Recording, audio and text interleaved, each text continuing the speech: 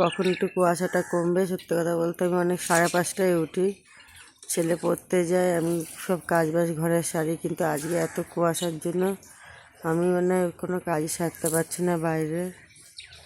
ওইদিকে পালোয়ান দাদা দেখুন দাঁড়িয়ে আছে, দাঁত ব্রাশ করছে না, সোয়েটার পরে না গরম জামা পরে কিচ্ছু পরে। হ্যাঁ, আবার দেখছি, আমি বলছি দেখুন পুরো একদম বডি বিল্ডার হয়ে বেরিয়ে পড়েছে। ওর ঠান্ডা বলতে কিছুই নেই, ওই জন্য এখনো কুয়াশাটা কমেনি। কখন যে কমবে, রোদের কোনো লাইনের রোদ উঠবে কিনা আজকে তাও বলতে পারছি না।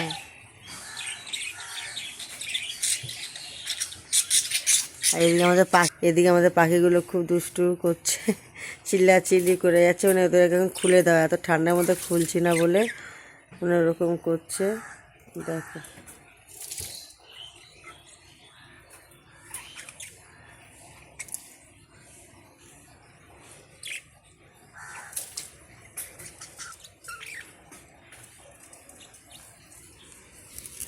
বন্ধুরা, সকাল সকাল চলে এলাম তোমাদেরকে আমার ছোট্ট একটা বাগান শেয়ার করার জন্য।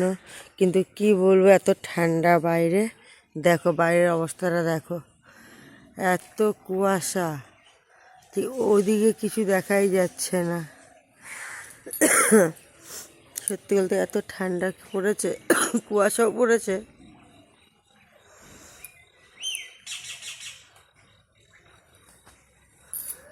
বুঝতেই পারছো বন্ধুরা, দেখো